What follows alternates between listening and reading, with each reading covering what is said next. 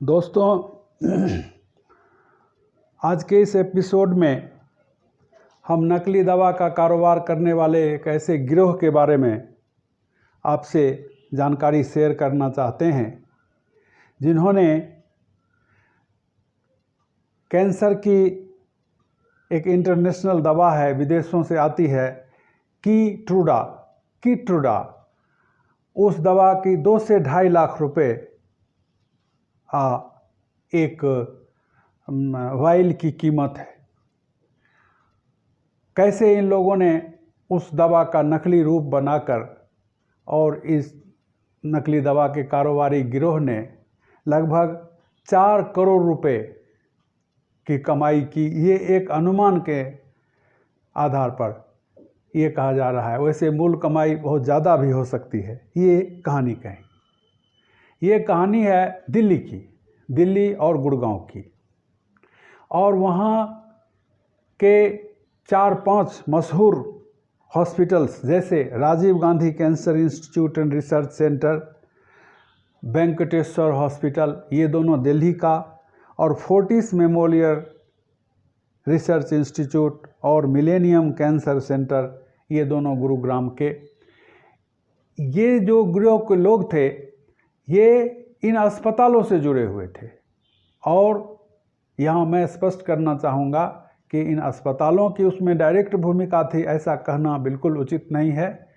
Police ने भी इस नतीजे पर नहीं पहुँची है, क्योंकि ये सब बड़े बड़े अस्पताल हैं, हज़ारों मरीज़ आते हैं जाते हैं, हज़ारों सुइयाँ लगती होंगी, हज़ारों बोतल दवाइयाँ इस्तेमाल होती होंगी। तो लेकिन ये बात भी सत्य है कि ये इस गिरोह के सदस्य इन्हीं अस्पतालों से जुड़े हुए थे, कोई किसी समय काम कर चुके थे या वर्तमान में काम कर रहे थे, छोटे छोटे पदों पर, फार्मासिस्ट, सफाई कर्मचारी, इस तरह से। और ये लोग वहीं से ये जो कैंसर की जो विदेशों में निर्मित दवा, जो इम्पोर्टेड दवा है कीट्रूडा, उसकी खाली बोतलें, 2 से 2.5 लाख रुपए कीमत है ओरिजिनल दवा की, और वो दवा इस्तेमाल, इंजेक्शन लग जाने के बाद जो बोतल फेंकी जाती है डस्टबिन में, वहाँ से ये उठवा कर 4 से 6 हज़ार रुपये जब जैसी ज़रूरत हुई वो उनसे, अस्पताल के जो सफाई कर्मी वगैरह होते हैं या जो उसमें लगे हुए थे लोग इस रैकेट में शामिल, उनसे ये खरीदते थे। और उसमें 150 से 200 रुपये का फ्लुकनाजोल, एक एंटी फंगल दवा आती है एक्जिमा वगैरह में लगाने के लिए, दांत दिनाई की दवा आप कह सकते हैं उसको, खाद खुजली की दवा, 150 से 200 रुपये की वो दवा डालते थे, और उसको फिर बढ़िया से पैकिंग करके, और इन लोगों ने एक अपना मेडिकल टूरिज्म वेबसाइट बना रखा था। आप जानते हैं मेडिकल टूरिज्म का मतलब होता है कि आप मौज मज़ा भी कीजिए, घूमिए भी और इलाज भी कराइए। और उसमें इंडिया बहुत आगे है, क्योंकि इंडिया में हमको लगता है कि हमारे यहाँ इलाज बहुत महंगा है, और महंगा है भी, लेकिन विदेशों की तुलना में यहाँ इलाज सस्ता है। इसलिए आपने सुना होगा कि अमेरिका तक से लोग आते हैं यहाँ कम खर्च में अच्छा इलाज कराने। तो वही वेबसाइट, उस तरह का मेडिकल टूरिज्म वेबसाइट बनाकर इन्होंने रखा था। और इस गिरोह के लोगों ने न सिर्फ बिहार, बंगाल, छत्तीसगढ़, जम्मू कश्मीर, पंजाब, यानी भारत के राज्यों में लोगों को इस तरह से नकली दवा बेच कर उनको लूटा और उनके जीवन से खिलवाड़ किया। सबसे तो लूटने की बात है, पैसा कोई ले ले, लेकिन जीवन से खिलवाड़ किया। बल्कि उज्बेकिस्तान है, ईरान के पास, जो पूर्व सोवियत संघ का हिस्सा था, इन विदेशों में भी ग्राहक इन लोगों ने फंसाए। और वही 4,000 से 6,000 खाली शीशी की कीमत, 150 से 200 रुपये की दवा उसमें डालना, औसत मान लीजिए 5,000 रुपये वो लागत आई, उसमें खर्चा आया एक वाइल तैयार करने में, और उसको 1.5 से 2 लाख रुपए में ये लोग बेचते थे। और इस तरह से करोड़ रुपए इन लोगों ने कमाए। इनके यहाँ से छापामारी जब हुई इस गिरोह के अड्डे पर, दिल्ली में, तो 140 भरी हुई बोतल इन लोगों के यहाँ से और 197 खाली बोतल जो भरी जानी थी। 140 भरी हुई बोतल और 197 खाली बोतल इनके यहाँ से मिली। 8-9 लोग हिरासत में लिए गए। ये मार्च या ये इस पिछले मार्च महीने की ये कहानी है, मार्च 2024 की। अभी चूँकि 30 हज़ारी कोर्ट में फिर से चार्जशीट दाखिल हो गई है उन लोगों के खिलाफ, इसलिए फिर ये मामला अखबारों में और मीडिया में आया है। एक और बात इसमें देखने को मिलती है कि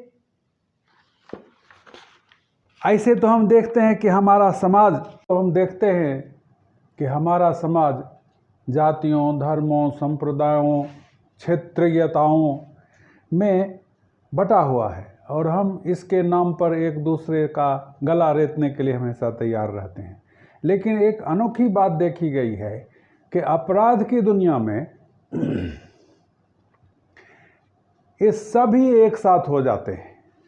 सब एक साथ मिलकर अगर कहीं हराम की दौलत मिलनी हो, कहीं लूट का माल मिलना हो, तो सब एक साथ हो जाते हैं। इस मामले में जो नकली दवाइयों का ये जो कारोबार चला, जिसमें कि कैंसर की दवा के नाम पर नकली दवा बेचकर करोड़ रुपए कमाए गए, उसमें फाइनली दिल्ली पुलिस ने जो 30 हज़ारी कोर्ट में अभी जो चार्जशीट दायर की है 12 लोगों के खिलाफ, उसमें सब हैं, लगभग सभी धर्मों, संप्रदायों, जातियों के लोग हैं। मैं आपको नाम पढ़कर सुनाता हूँ। अभियुक्तों के नाम: सूरज शाह, नीरज चौहान, कोमल तिवारी, अभिनव कोहली, तुषार चौहान, रोहित, जितेंद्र, आदित्य, परवेज आलम, माजिद भाई, साजिद भाई। ये आप नाम की सूची से ही समझ सकते हैं कि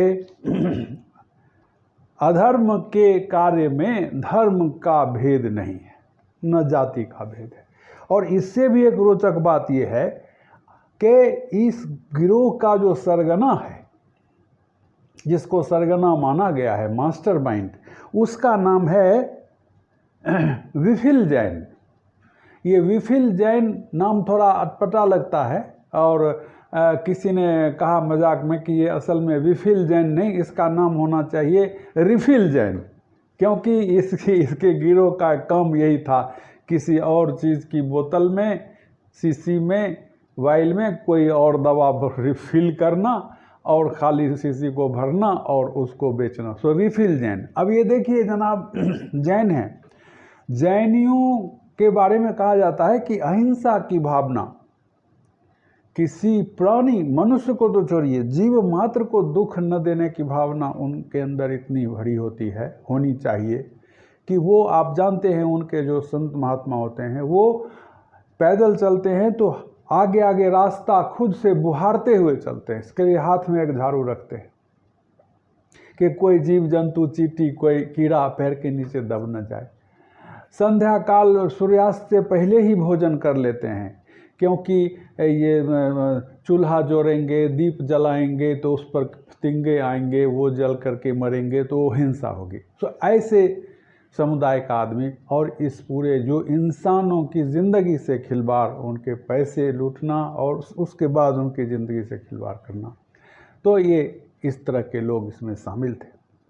अब हम अपना हर एपिसोड ये कहकर समाप्त करते हैं कि इससे हमें क्या शिक्षा मिलती है, क्योंकि किसी अपराध की कहानी से मनोरंजन प्राप्त करना ये हमारा एकमात्र उद्देश्य नहीं होना चाहिए।